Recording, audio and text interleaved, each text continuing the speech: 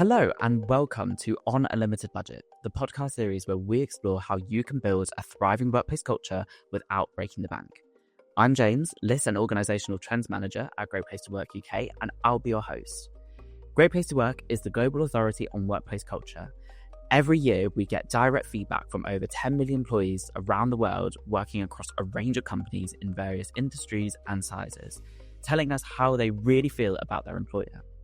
Diving into the data, we noticed that many organisations share a common challenge: how to build and sustain a great company culture in a way that's cost-effective but still impactful.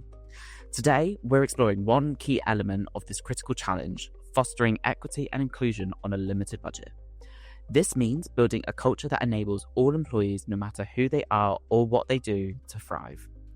I'm joined today by Senior Consultant Sarah Silverman and Consultant John Rice. During our conversation, you'll hear Sarah and John share some practical strategies and insights on how to embrace diversity, empower managers, and build inclusive hiring practices. Join us as we explore equity and inclusion on a limited budget and discover how even the most budget-conscious businesses can ensure they're building a workplace that's great for all.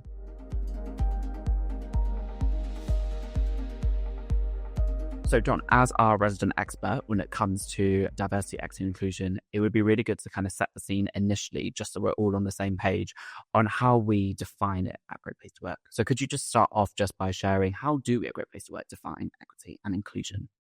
Of course. So equity, often confused with equality, but equality is about treating everyone the same regardless of who they are. Equity, however, is about treating everyone fairly and acknowledging that people are different and might have different needs. So in terms of the workplace, you're assigning resources so everyone's sort of at a similar level. So some people might need more help than others to bring everyone to the same level of performance or even just presence in an organization. And then inclusion is more of a behavior. So by creating that equity in your workplace and ensuring that employees have a similar day-to-day experience, regardless of who they are within your organization, you create these feelings of inclusion. And inclusion can be both big and small actions. They can be little small things that sort of build daily to make people feel more included, or they could be big sweeping processes or interventions that are brought into the organization. Yeah, I was listening to one of our clients talking about this yesterday, and they said something like diversity is about stats and numbers, but equity and inclusion are a choice. They need to be actively sort of demonstrated through not just policies and programs, but behaviors and actions in the day-to-day. And equity and inclusion are really fundamentally at the heart of our For All model, a Great Place to Work, and our survey structure, which is whereby we want to make sure that all of the organizations that we work with create this great employee experience for everybody, no matter who you are, your age, your gender, your managerial level, your tenure, what you do for the organization, your role. And that's why the demographics in our surveys are so important, that we can identify and address these gaps. Absolutely. Wonderful. And I think it's really important that you started off just by explaining the difference between equity and equality, because I often think there is that misconception of thinking the two are exactly the same and misconstruing both of them. But then also actually how you went on to talk about how it's important to have great experiences for your employees in the workplace and how equity and inclusion is an important part of that process. And I think that really nicely leads into my next question, which is if you could share with us, why is equity and inclusion such an important part of workplace culture? So how I always start these conversations is kind of saying that firstly, it's just the decent moral thing to do. Like everyone deserves to feel welcome and supported in their place of work. And also if people are feeling unsafe, excluded, not cared about, you're not going to be getting their best work. So there is, as well as that moral case, there is the business case as well. So by ensuring that equity and inclusion are upheld within your organization, you will likely find higher levels of engagement as employees feel included, valued, and cared about. And this leads on to things like higher retention rates as well. By having that culture of inclusion, you're not just improving the lives of your current employees, but you're attracting the best talent as well. E&I also often breathes stronger cultures of innovation as well. Inclusive workplaces encourage employees to contribute their ideas freely and have that key employee voice, whilst also valuing and leveraging everyone's unique life experiences and previous work experience as well. And this includes diversity of thought. And this generates new products and services and can let you even access previously untapped client or customer pools as well. So there's many business cases to equity and inclusion. But it really comes down to kind of treating people right is the best way to get their best out of them. Mm-hmm. No, absolutely. And of course, I think for all organizations, we really want people to feel at their best so that they can be at their best. And it's so important to kind of realize how doing these sort of different elements will contribute to better retention and attraction, but also motivation for employees to contribute and to be part of the organization, be innovative and creative and contribute, which is really important. And I often think when it comes to creating workplace culture, something that a lot of senior leaders are concerned about and worried about is having the resources to be able to create a great workplace.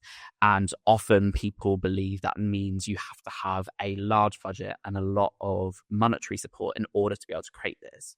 But of course, as an organization, we work with small to large organizations, also across industries, who have proven time and time again that you do not need to have these massive budgets to be able to create these workplace cultures. So leading into my next question, what would be really good to know is a little bit more about how could you ensure your workplace culture is equitable and inclusive? And can you share any examples of how clients have done this on a limited budget? Absolutely. So the biggest, most impactful thing that a lot of our high-performing clients do is simply just to remember to ask employees how they're doing. They embed E&I check-ins as part of one-to-one processes and as a part of PDP conversations as well. A lot of organizations generally tend to ask these things just at kind of the onboarding stage, but situations can change and will change throughout the employee's life cycle, whether it to be with their physical health or their mental health, caring responsibilities or diet restrictions. These things can all change quickly, and employees may be hesitant to start these conversations by themselves. So by having it sort of built in to your talent management processes, it really gives them that opportunity to share their voice in a sort of safe space and tell you when they might need extra help. As well as embedding these conversations within processes, there are some other smaller fun things that our clients do as well. One thing that I've seen a few times is in these organizations with high trust environments, and they invite their employees to do short presentations or lunch and learns on topics close to them, such as their religious holidays, cultural practices, or their experience living with a disability. Obviously, employees must be comfortable and willing to share these things. You can't force this, so that sort of high trust environment coming first is very important and pertinent to that. Some of our clients even take this one step further and have human libraries where colleagues can check out their colleagues like a book and have those conversations about their lived experiences when they sort of need it for their work, but also when they just want to get to know someone better. Yeah, I actually remember doing something like this internally a few years back at a virtual Christmas party of ours. We all shared how we celebrate Christmas or the holidays, whatever that might be in our respective cultures. And it was a really interesting and insightful session. But I think the clue is in what you said, John. In high trust environments, you can invite people to share these things. And that's what it really comes down to, because I think when it comes to these quite charged topics, I appreciate that some people might feel, because I sometimes feel like this too, that they're quite intimidating to approach. They're very sensitive. There's a huge fear of saying something wrong with cancel culture and whatnot. Whether that's a real or a paranoid perception, the outcome is the same. And that's not really good psychological safety, is it? So I think a big part of it is just breeding this culture of openness and letting go of that fear of maybe saying the wrong thing. Because in a high trust environment, like you keep saying, you'll just get corrected and you'll be all the wiser. So awareness and education are really important, absolutely.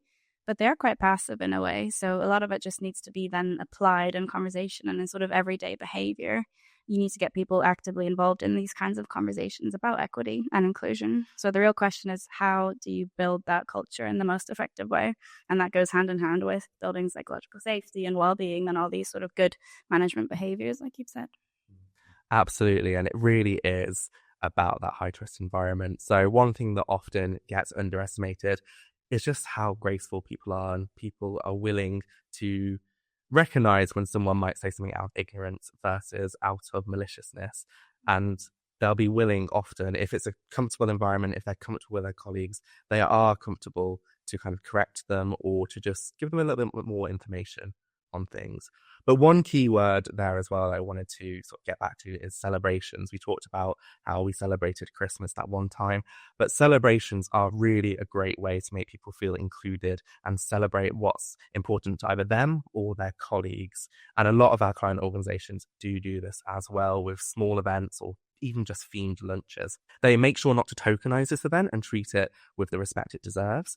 But many employees are happy to share how they celebrate and what they celebrate, and particularly with food, something that's a universal human experience and is key to many cultures. So you can celebrate things like a Chinese New Year by hosting a Chinese buffet.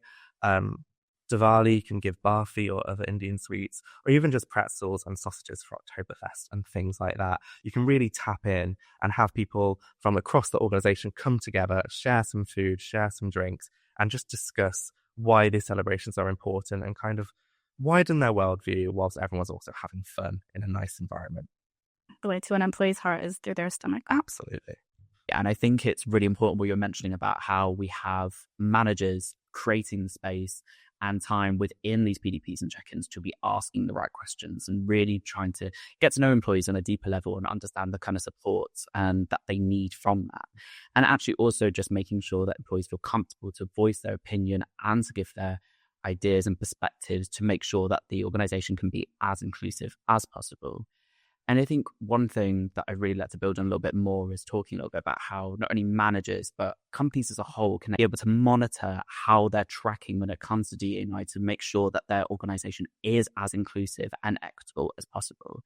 So I'd love to actually ask you sort of directly, how can organizations monitor and ensure they're working towards being a more equitable and inclusive workplace? It's a great question. It's often something that really does need demystifying. So people kind of get all worked up on how to monitor these things when the simple answer is just ask your employees on macro levels, on micro levels. So the macro, use surveys like ours at Great Place to Work to track how employees feel about fairness, inclusion, and whether they can be themselves at work, and also monitor how stable this is over time. If you've got big changes coming up that might sort of shake up how people are feeling at work, monitor these effects on different demographics across your organization. It's also important on those more micro levels to keep avenues open for employees to report when they're feeling exclusion or a lack of inclusion and when they have issues, and make it, again, a core part of their one-to-one conversations with managers in the way you would about things like wellbeing or development. Another great practice for this is creating a group of key stakeholders, such as an inclusion ERG or a working group. These can be a huge help with tracking and empowering your inclusion strategy and making it feel like it's something the employees own as well. Another thing that I really want to demystify from my point of view is don't beat yourself up by comparing your organization to other organizations. Inclusion is all about empowering people and creating a safe environment where everyone, regardless of their demographics, can flourish in their work. But different areas and industries have different workforce demographics. If you are in a big city, then you can expect, and arguably you should have, a diverse workforce, particularly ethnically. But an organization in a small town in the English countryside, for example, might have little ethnic diversity. And this purely may be because there isn't many sort of non-white people that live there in that small town. But as long as you, as sort of stakeholders, can hand on heart say you're trying your hardest to act inclusively and are widening nets for talent, which I'll come back to in a moment, as far as you can, there is nothing wrong with this. You work with what you get, and there's nothing is truer than that when it comes to DEI. So comparing your organization to one in a different context, a different location, can be demotivating and unproductive. So I think, like with the conversations we spoke about earlier, give yourself some grace as well. And as long as you're prioritizing inclusion, you're doing the right thing. Absolutely. And I think really building on that further, we've seen time and time again, because we've worked with thousands of different companies and we've seen how they've utilized our surveys to be able to help create lasting change in the organization to be more inclusive, using the open-ended questions to kind of see what changes they can make to ensure that people are feeling included and making sure their processes are fair and equitable. And of course, ERGs are an instrumental part of being able to do that. And we've seen how well organizations will be able to only create them, but utilize them within the workplace. And I think ERGs are really beneficial because they're able to be utilized to kind of not only think about certain aspects of the employee lifecycle, but the whole employee journey itself. And I think it'd be really good to kind of start at the beginning and kind of think about how equity and inclusion is a part of this. So if we were to start at the beginning of the employee's journey and the employee lifecycle, how can organizations ensure their processes, such as something like recruitment or hiring, are inclusive and as equitable as possible? Of course. So like with many things in the organization, it does start at that recruitment and selection process.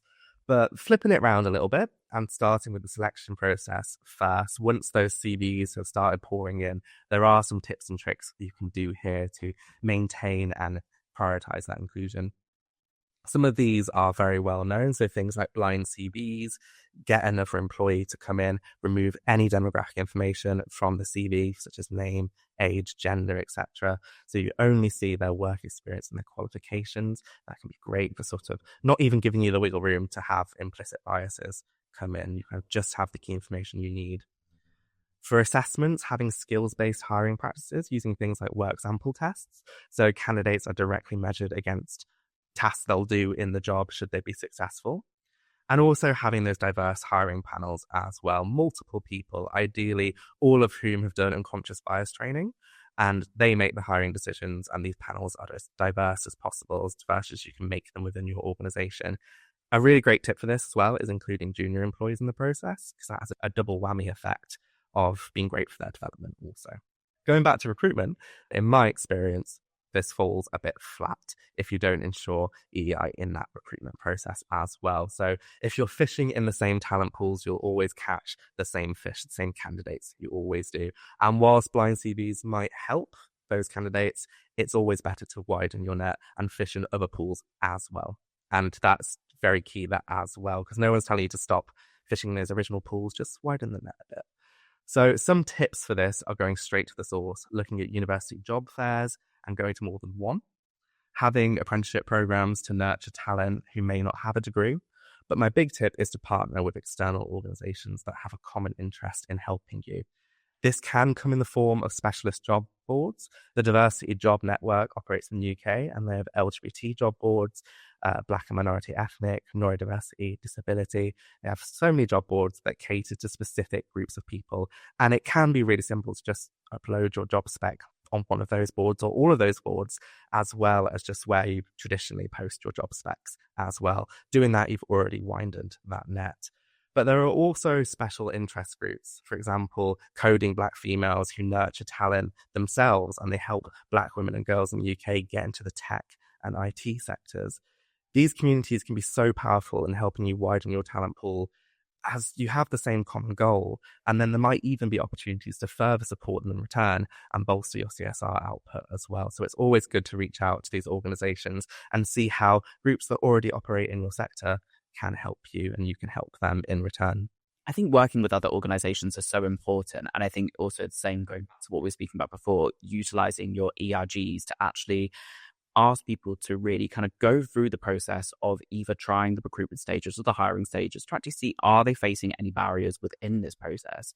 I've seen with some organizations that they try and utilize those who are visually or hearing impaired to try the hiring process to kind of see, actually, how are you finding utilizing the website? Are there barriers to trying to click on different things? Do you need extra support?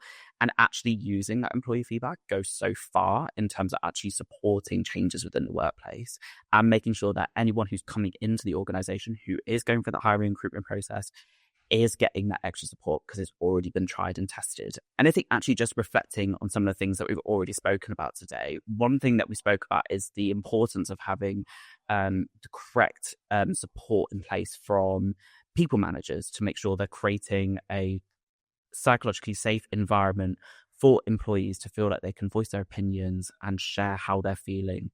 So what I think would be really good to talk about is a little bit more about that manager aspect. So what are some steps that managers can take to foster inclusivity, and how can the company support them in doing this?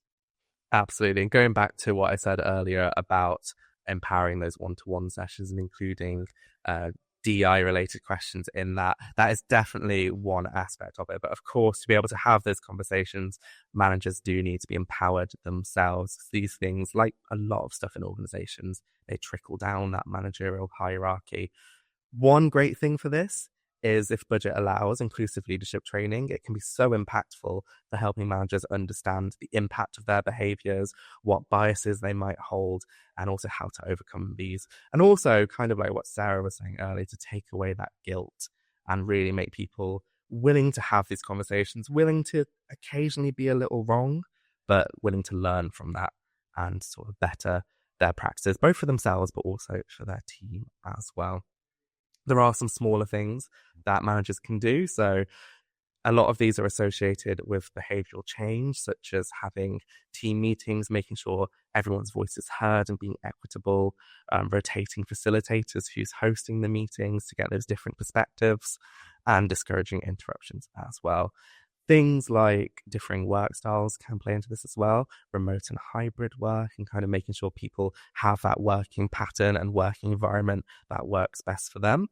And of course, making sure people grow that confidence in being able to express their employee voice and report those possible exclusions and voicing their inclusion needs.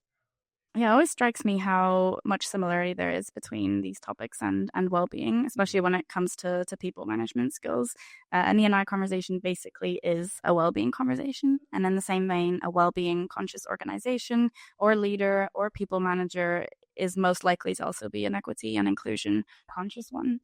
I'd say they share a lot of prerequisites. If so equity and inclusion and well-being is the outcome that we want to see, then it comes down to those really good people management skills, like you've been saying, things like active listening, proactively checking in, not having sort of assumptions, being kind and compassionate, really sort of basic things. They're not rocket science at all, but they go a really long way. And that's often the best thing that people managers can do. I guess the way that I look at it is if well-being is the outcome that we want everyone to achieve, then equity might be a perspective on how to get there to ensure that it really applies to everybody in the organization. And one huge way of going about that is, like you've said, is to support and empower and upskill frontline managers. Absolutely. I definitely echo your sentiments there. At the end of the day, like DIB is around ensuring people's well-being. And well-being doesn't work if you don't account for the differences within people. So they definitely are two topics that are sort of very linked, but should be increasingly married up. Yeah, two sides of the same coin. Exactly. Wonderful. And based on everything we've spoken about today and your years of experience of being consultants at Great Place to Work, if you were to give people leaders one recommendation for creating an inclusive and equitable workplace on a limited budget, what would it be? So kind of echoing what Sarah just mentioned, for me, it is empowering those frontline managers and just employees in general to be able to lead from the bottom up when it comes to inclusion, bake those inclusion prompts into one-to-ones and PDP conversations, give flexibility for managers to manage their teams in ways that people need, and kind of maintaining their equity and working adjustments if need to. People are unique and thus will have unique circumstances that might need adjustments that might not have been previously considered. These things might change over time. They might need adjustments at the 5-year mark that they've never needed before. So having these regular check-ins ensures that exclusion doesn't creep up on you and you can kind of maintain that inclusion. Yeah, I'd say implementing all those little practices and processes that we've discussed today. And John, you've given so many amazing, really tangible examples of how to do that. But I'd urge people leaders to just make sure that they have this really good understanding of all the concepts first and are comfortable discussing them, and then build those practices on that foundation or on that culture in that order. Don't just do them for the sake of doing them, which is tempting when you've got these big buzzwords and these big topics, but to do them authentically, that is crucial. Otherwise, it might just backfire. I think that's great. And I think what you said there, John, about people are unique, I think is so important, that one size does not fit all approach, and really making sure that we're actually listening to employees and having that space to make sure that they are feeling like they're being listened to and actions are being taken by their leaders to ensure they're creating an environment where employees can thrive and feel psychologically safe. Thank you so much, John and Sarah, for sharing your insights today. And thank you for taking the time to join us today. And to our listeners, hopefully you've gained some helpful tips for how you can support equity and inclusion on a limited budget. Thank you so much for tuning in. Make sure you're subscribed wherever you get your podcast and sign up to our newsletter so you get notified when our next episode is live, where we'll be talking about belonging on a limited budget. And to find out more about how we can help you measure and improve your company culture, visit us at greatplacetowork.co.uk.